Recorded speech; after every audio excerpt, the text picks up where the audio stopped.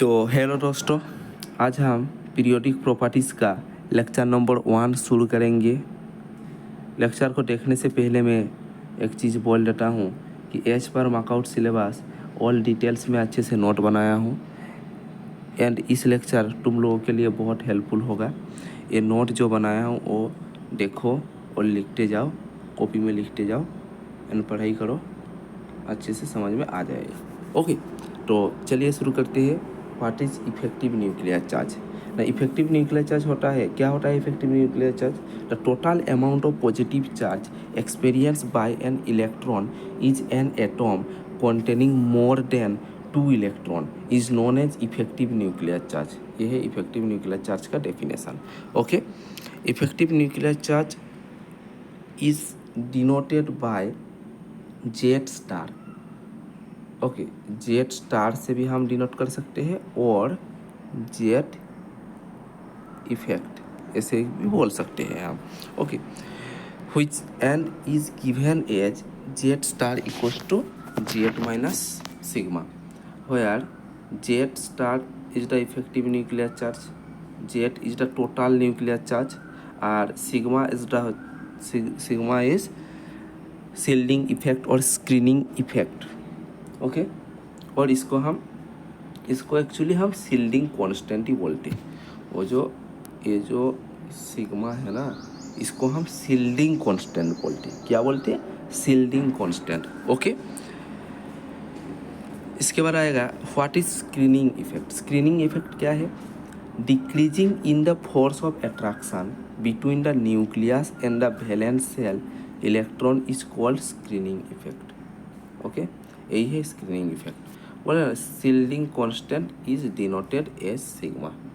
Okay, उसके बाद आ रहा है कि sigma of each electron present in 1s orbital equals to 0.30, मतलब 1s के लिए क्या होगा?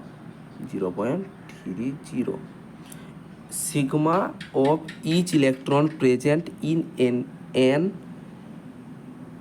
S and NP orbital, NS and NP orbital, the electron outer most orbital, मतलब N के लिए क्या होगा? 0.35। समझ में आ गया? उसके बाद sigma of each electron present in S and P orbital, electron N-1 orbit. रुको, N-1 के लिए क्या होगा? 0.85। समझ में आ गया? N-2 के लिए क्या होगा? N-2 और बिलो, N-2 और बिलो इक्वल्स टू 1। नहीं समझ में आया? कैसे समझ में आएगा? इसलिए मैं एग्जाम्पल दिया हूँ, समझ में आ जाएगा। देखो, how to find effective nuclear charge.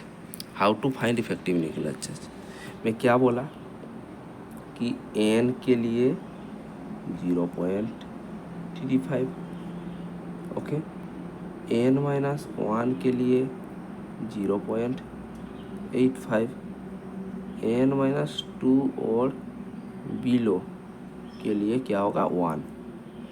Okay, और 1s के लिए क्या होगा? 0.30। ओके,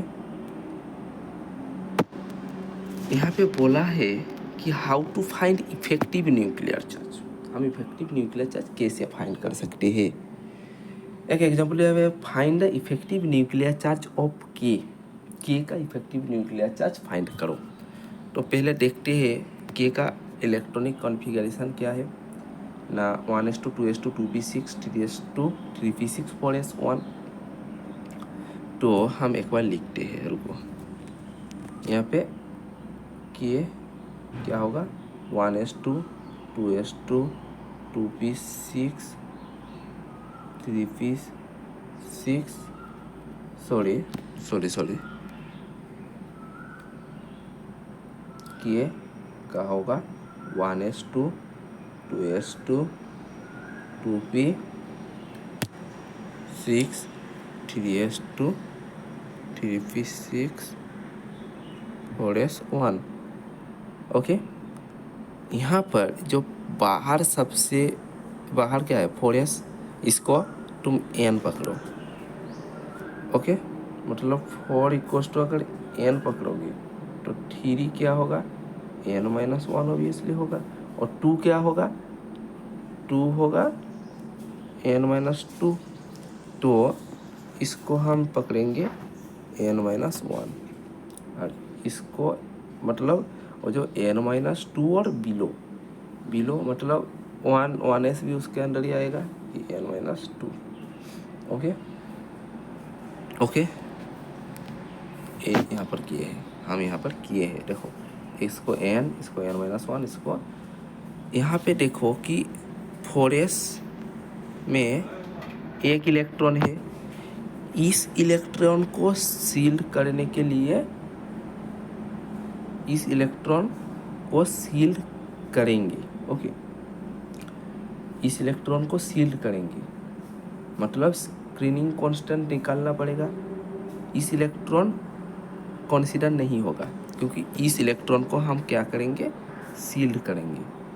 इस इलेक्ट्रॉन कंसीडर नहीं होगा तो इस इलेक्ट्रॉन को कंसीडर मत करो, कंसीडर नहीं किया तो यहाँ से शुरू n-1। यहाँ पे कितना इलेक्ट्रॉन है 2 + 6 8, टोटल 8 इंटू 0.0.85, क्योंकि मैं बोला था कि n-1 इक्वल्स टू 0.85 होता है। n-1 के लिए 0.85 होता है, और n-2 के लिए n-2 और बिलो के लिए क्या होता है 1 होता है। तो यहाँ पे टोटल है 10 इलेक्ट्रॉन और यहाँ पे 8 electron. So 8 into 0.85 plus 10 into 1। Okay, so the total value of shielding constant is 16.80. okay, so the effective nuclear charge, total number of total nuclear charge minus shielding effect, shielding constant ही लिखोगे। Okay, यहाँ पे भी shielding constant लिखोगे। Okay, shielding constant, so shielding effective nuclear charge equals to total nuclear charge minus shielding constant. So the final result क्या आया, the effective nuclear charge of K equals to 2.2. Okay, तो effective nuclear charge समझ कैसे find कर सकते हैं, समझ में आ गया। ओके, और एक एग्जांपल देखो, find the effective nuclear charge of Fe। ये तो हम अभी बोले कि 1s के लिए 0.30, n के लिए 0.35, n-1 के लिए 0.85, n-2 और बिलो के लिए 1। ओके, तो Fe का पहले क्या देखें, Fe का देखते हैं कि इलेक्ट्रॉनिक कन्फिगरेशन। देखो इलेक्ट्रॉनिक कन्फिगरेशन। ओके, यहाँ पे जो 4s है वो ये सबसे बाहर है, 4s बाहर है। ओके, तो 4s को हम क्या पकड़ेंगे, 4s को क्या पकड़ेंगे n पकड़ेंगे, 3 को क्या पकड़ेंगे n-1, 2 को क्या पकड़ेंगे n-2। ओके, तो देखो जो हम क्या बोले थे तब, जो के का जब इफेक्टिव न्यूक्लियर चार्ज फाइंड कर रहे थे तो बोल रहे थे कि एक इलेक्ट्रॉन को सील्ड करने के लिए सील्डिंग कांस्टेंट वो हम निकाले थे। यहाँ पे 4s ऑर्बिटल में कितना इलेक्ट्रॉन है, 2 इलेक्ट्रॉन है, और हम लोगों को क्या करना चाहिए, दोनों से एक को सील करना होगा, मतलब एक को सील करना होगा, मतलब वो कंसीडर नहीं होगा। अगर 2 है तो वहाँ पे एक को हम सील करेंगे, उसको हम कंसीडर नहीं करेंगे। मतलब 2 है मतलब वहाँ से एक लेंगे। ओके, तो यहाँ पे 2 है मतलब n में, मतलब यहाँ से, इसलिए हम n के लिए हम क्या बोले 0.35, n-1 के लिए 0.85, n-2 के लिए 1। ओके, सो यहाँ पे हम अगर एक इलेक्ट्रॉन ले तो 1 × 0.35, यहाँ पे कितना इलेक्ट्रॉन है ना, 6 6 12, 6 + 6 + 12, 6 + 6 + 2, सॉरी 6 + 6 + 2 = 14। ओके, यहाँ पे क्या होगा 6 + 2 + 2, यहाँ पे क्या होगा 10, और यहाँ पे क्या लेंगे 1 इलेक्ट्रॉन को लेंगे।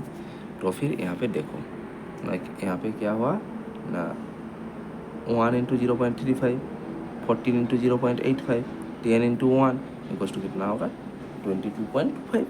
ओके, तो फाइनली हमारा रिजल्ट क्या आया है ना 3.75। तो यही होगा कि effective nuclear charge of Fe is 3.75। Okay, I think तुम सभी लोगों को इफेक्टिव न्यूक्लियर चार्ज क्या है और शील्डिंग कांस्टेंट क्या है समझ में आ गया है, और कैसे हम इफेक्टिव न्यूक्लियर चार्ज फाइंड कर सकते ये भी समझ में आ गया है। तो अब हम शुरू करेंगे पेनिट्रेशन ऑफ ऑर्बिटल। तो पेनिट्रेशन क्या होता है? Penetration process is the attracting capacity of any orbital two electrons. जो ऑर्बिटल का कैपेसिटी होता है इलेक्ट्रॉन को अट्रैक्ट करने का। ओके, ये डिपेंड किसके ऊपर करता है? Penetration depends on the shell and subshell. Penetration किसके ऊपर डिपेंड करता है? सेल और सब सेल के ऊपर डिपेंड करता है। Okay, penetration depend upon shape of orbital. Orbital का शेप के ऊपर डिपेंड करता है। Order of penetrating power for same shell. Penetrating power S का ज़्यादा होगा पी से, पी का ज़्यादा होगा डी से, डी का ज़्यादा होगा एफ से। Okay, understand. उसके बाद आएगा कि order of penetrating power of electron for difference value of shell and subshell.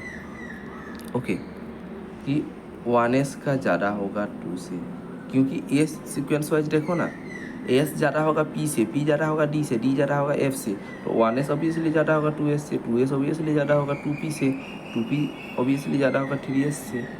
Okay, यही होगा सीक्वेंस ऑर्डर। ऑर्डर ऑफ अगर बोलेगा कि order of electron for each shell and subshell, order of energy of electron, sorry order of energy of electron. अगर energy of electron के लिए अगर sequence देखोगे तो 1s कम होगा 2s से, 2s कम होगा 2p से, 2p कम होगा 3s से, 3s कम होगा 3p से।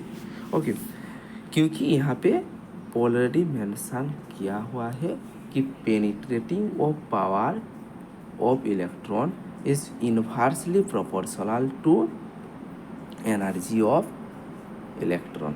ओके, तो यहाँ पे क्या बोले हैं कि distance of electron from nucleus. Okay, ये अगर बढ़ेगा तो यहाँ पे क्या देखो कि पेनिट्रेटिंग पावर घट रहा है। ओके, पेनिट्रेटिंग पावर अगर घटेगा तो स्टेबिलिटी ऑफ इलेक्ट्रॉन भी घटेगा। रुको penetrating power stability of electron भी, यानी कि स्टेबिलिटी ऑफ इलेक्ट्रॉन भी घट रहा है और एनर्जी ऑफ इलेक्ट्रॉन इस क्या कर रहा है, इंक्रीज हो रहा है। ओके, अंडरस्टैंड हो गए। उसके बाद आएगा कि variation of S P D and F orbital in an atom. Energy of atomic orbital varies principal quantum number. Okay, ना energy of atomic orbitals proportional to principal quantum number. Principal quantum number n varies size of orbital. Okay, जो principal quantum number वो size of orbital के proportional होता है। Okay, इसके बाद क्या होगा कि अगर साइज ऑफ ऑर्बिटल अगर बढ़ेगा, मतलब यहाँ पे क्या बोले हैं कि principal quantum number. Okay, principal quantum number is proportional to size of orbital. तो फिर अगर प्रिंसिपल क्वांटम नंबर बढ़ेगा तो साइज ऑफ ऑर्बिटल भी बढ़ेगा, डिस्टेंस फ्रॉम न्यूक्लियस भी बढ़ेगा, इफेक्टिव न्यूक्लियर चार्ज घटेगा, एनर्जी बढ़ेगा। ओके, इसके बाद आएगा कि energy of an orbital proportional to angular quantum number. तो एंगुलर क्वांटम नंबर अगर बढ़ेगा तो शील्डिंग इफेक्ट भी बढ़ेगा, इफेक्टिव न्यूक्लियर चार्ज घटेगा, एनर्जी बढ़ेगा। ओके, तो so order of energy of orbital, तो क्या होगा ना, एस से पी का ज़्यादा होता है एनर्जी, पी से डी का ज़्यादा होता है, ई से एफ का ज़्यादा होता है। ओके, तो यहाँ पे बोले कि electronic configuration, electronic configuration very easy है। तुम 10+2 जिसका CBSE है और हमारा जो वेस्ट बंगाल का जो HS, यहाँ पे तुम इलेक्ट्रॉनिक कन्फिगरेशन लिखे हो।